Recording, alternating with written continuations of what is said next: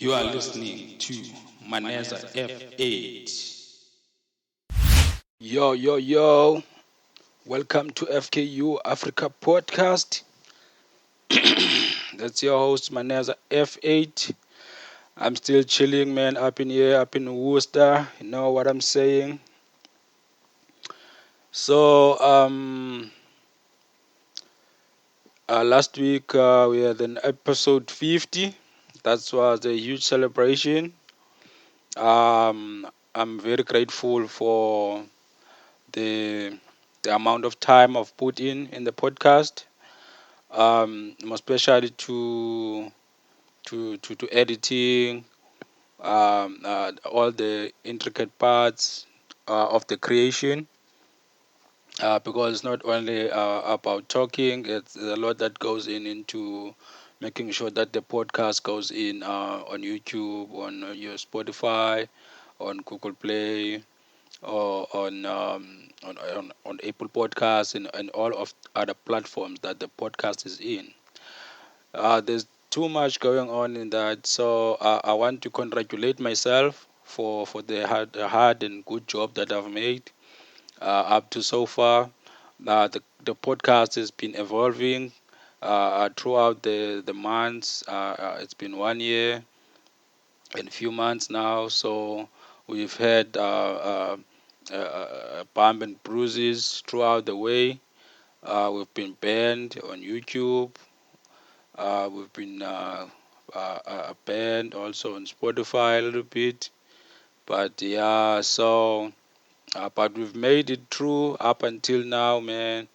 It's just a matter of resilience, man. When I started this podcast, it was just for me to just share what I'm feeling, and yeah, to just keep me sane throughout the hardest times that we have in the world with the COVID-19, where everything was shut down. We couldn't go anywhere. We couldn't do anything. So I just thought of, yeah, I should start a podcast and just be sharing some African stories, and start sharing what I feel about what is going on in the world, what should be happening with Africans, all Africans. It doesn't matter where you are. If you are in China, if you are in Europe, if you are in America, South or North, even if you are in Africa, this podcast just caters to all Africans, man. Without excluding other people of who are not Africans. This is not a podcast for hating white people. Nah, man, we are not here hating white people. We just want what's best for Africans. We just want what's good, what is due to Africans, man. It's not all about bashing and criticizing white people. Nah, it's not about that, man. But at some point, we need to tell the real stories of what is happening in the world, of what have happened with the with black people caused by white people, of course, who were oppressors throughout the years, thousands of years in Africa and in other African countries who are not in Africa, because there are many African countries, islands out there who are not actually in Africa, like Jamaica, Haiti, Samoa. Um, there's a lot of places where Africans are actually dominant, but who are not really staying as or under the cover of Africa, as in the region, who are in other regions. So it's all about that, man. It's there's nothing else. There's nothing more. All you need to do to support the podcast is easy. You just need to subscribe and just share whatever we post, so that we get the numbers. Of course, if you subscribe, you will get the email that is informing you that we have a new episode that just came in. So what you need to do when you get that, you just need to pop in and just watch. Even if the topic is not that appealing to you, to support, you just keep it on. Let it run and finish. You don't need to listen if it's not appealing to you. It's not what you want to listen to.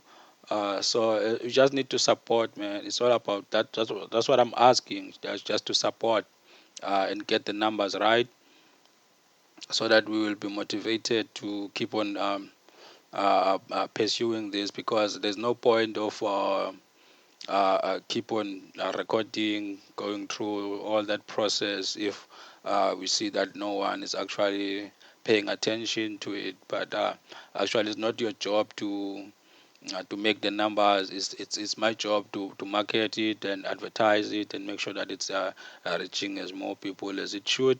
But if it's not whatever I'm trying, it's actually not working. So I'll have to move to something else. You know what I'm saying? But yeah, I'm not planning to do that, man. I'll keep on doing this because I've said in one episode that I'm not doing this for you. I'm doing this for your children and my grandchildren, because the information that I put in here, it's gonna be important in more years to come than now. Because now people are just living in the moment, are ignorant. But this thing that I'm teaching here, I'm informing here, the research that I do to bring you the content, is very much valuable. It's something that we need to look at, something that we need to actually learn and implement, because there's a lot that we need to do as Africans. There's a lot that we need to learn, even about ourselves, even about the conditioning that we have been through up to now. Things are not going astray just because they can. Things are going astray because things have been happening. Um, Stuff have been orchestrated. Stuff has been orchestrated, and things are not just going worse because it happens. Things actually have been put in place by the oppressors to shape how we view things, how we do things, and abandon our own traditions. If you now you can ask a random girl in the street, what do you want your wedding to be like? The girl will explain to you in details how the wedding should be, but that wedding is a European culture. They won't even understand how African culture, ceremonies, weddings, and other kind of ceremonies should be, because they don't know. The conditioning is been put in place for us to deem our own religions and traditions as non-important, where actually they are important. They are really important for you as an African to understand where you from, and uh,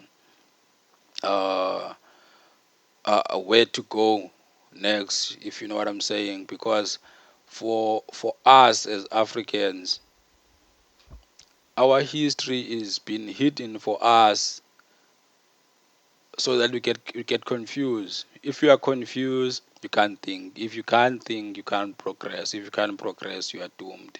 So we are in that stage now of doomed. All we do is to fight each other and kill each other unnecessarily. I've just now heard in the news that in Guguletu here in Cape Town, 8 people, I think now it's 9 people who are dead, who are just being randomly killed for no reason. For one day, eight people are just being randomly killed.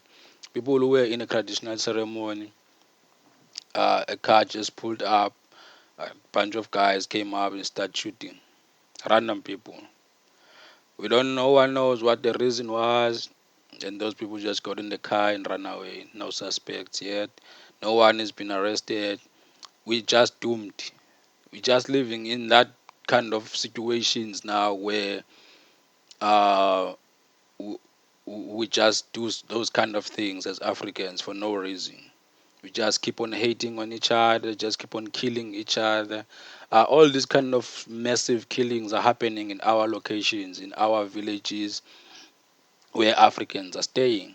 Even if you are not in Africa, even if you are in America, Southside Chicago, North Carolina, New York, where most people who are staying, Africans, that's where the killings are.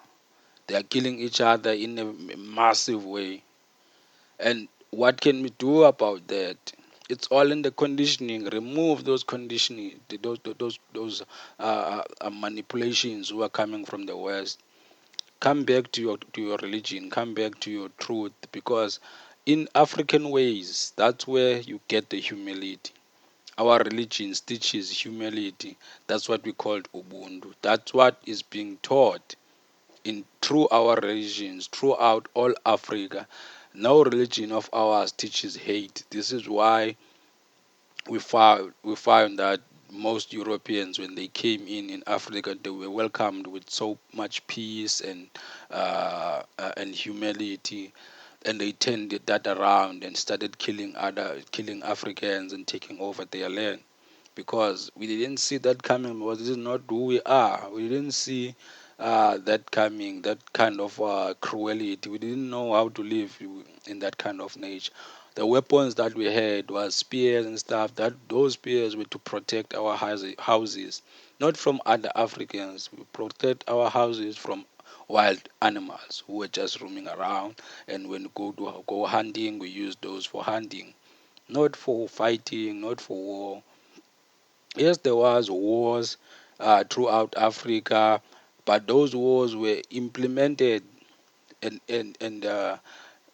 started when the Europeans came in and start taking over the north. So people who were exposed to wars there in the north started now coming to the south and starting doing those kind of cruelties that was done to them by white people. They wanted to take over lands, and there were a lot of Africans who were involved in those kind of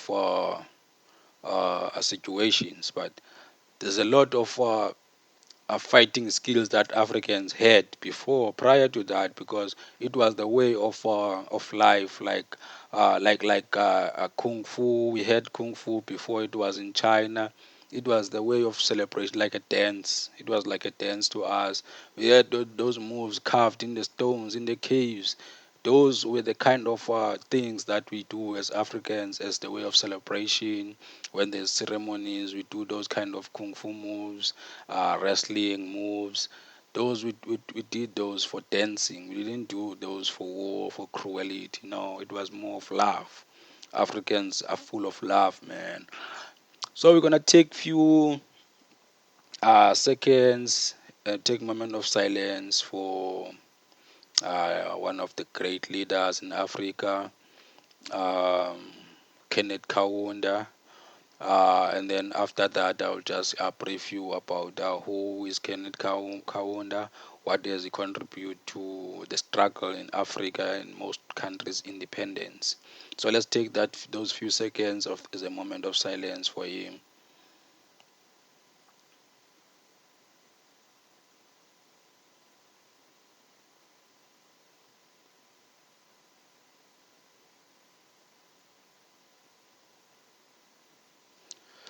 We say viva to the legend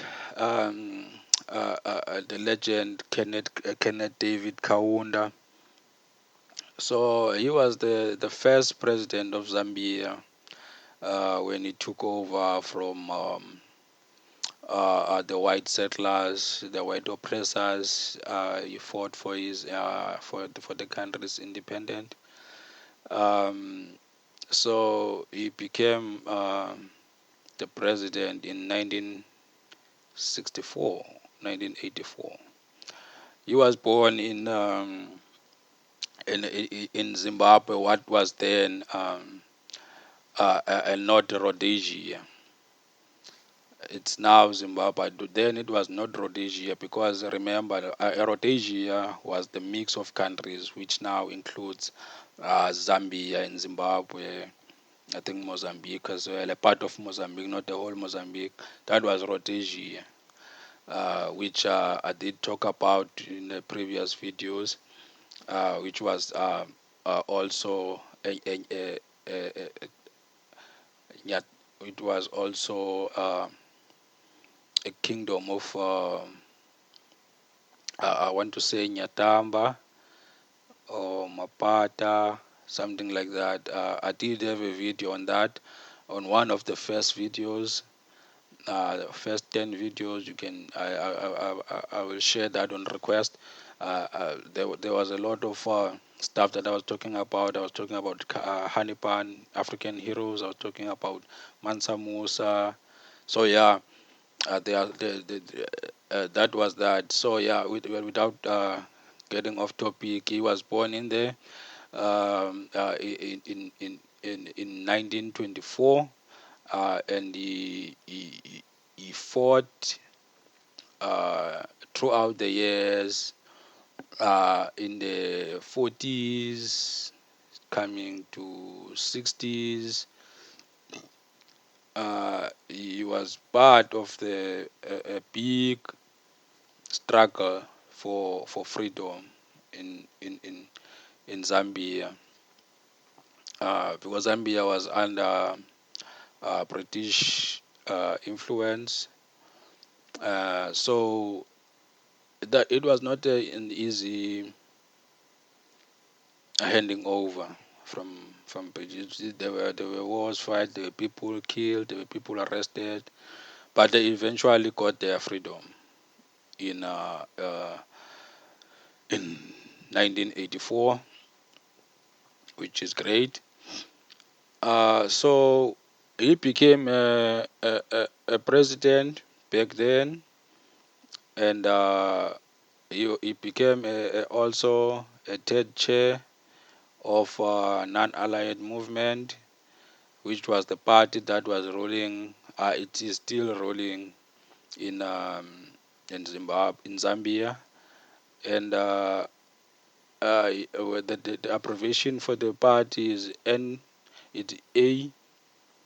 I mean, it's UNIP. So he actually died recently on the 17th of June, 2021, at age 97. He was pretty old, man. He was alive during the times of Nelson Mandela. I was a little bit young at Nelson Mandela, but he was alive during that time. He was part of the formation of AU, which was African Organization. It now is African Union. That was formed in 1963 by the likes of him, uh, Kwame Nkrumah, uh, um, Jomo Kenyatta, Haile Selassie, Patrick Lubumba. Quite a lot of those have died.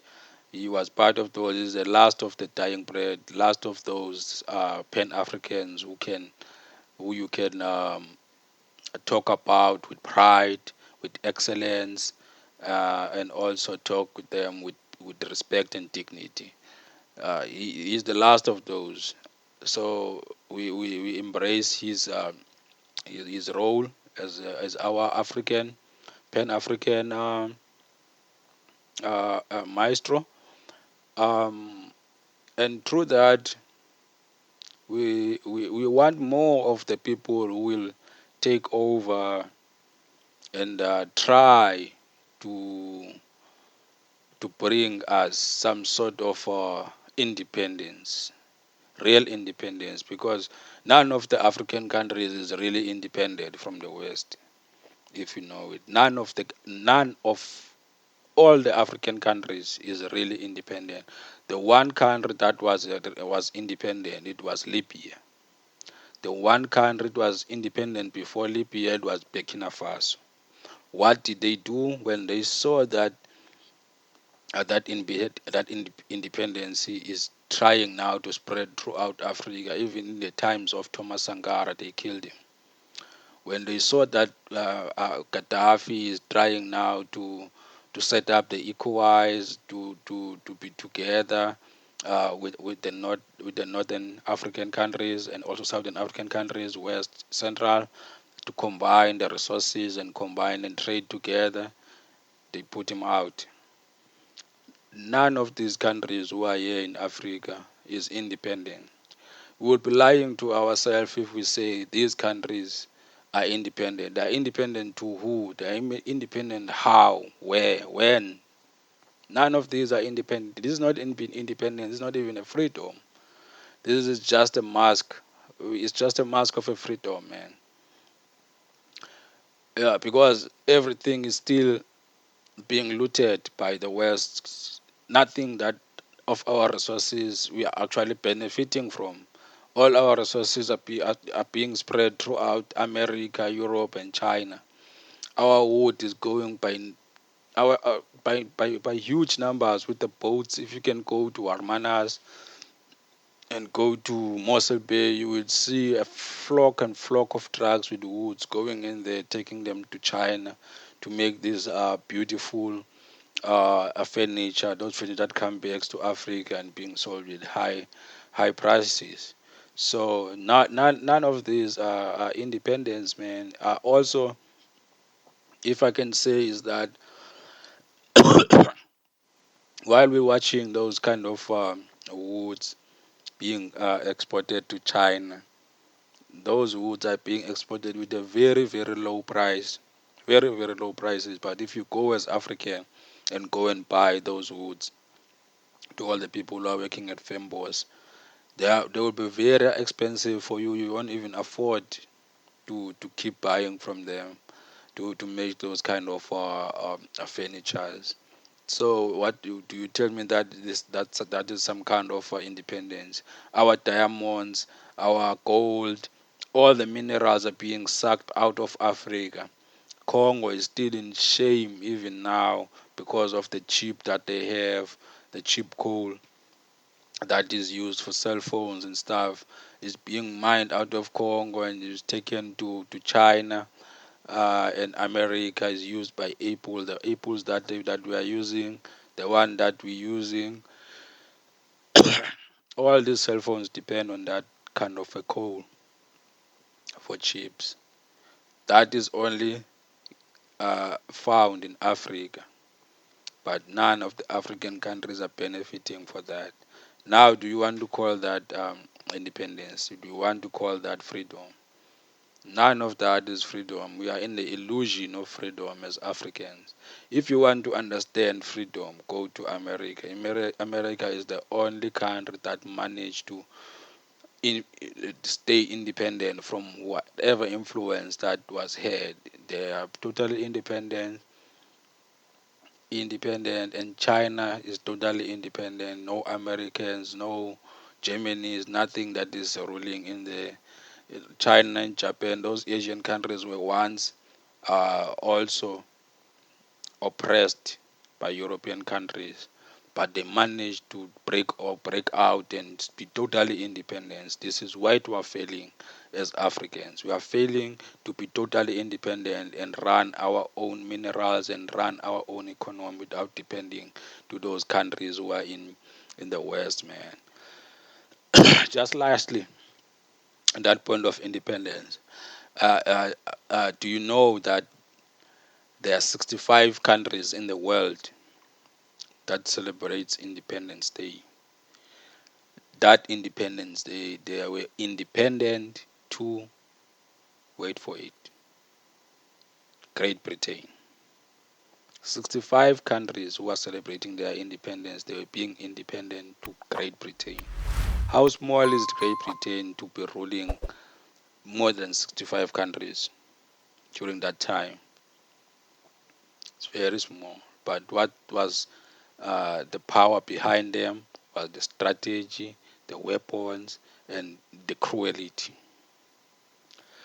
So yeah, man, without wasting any of your time, let's continue and do good as Africans. Please support the podcast by subscribing and sharing.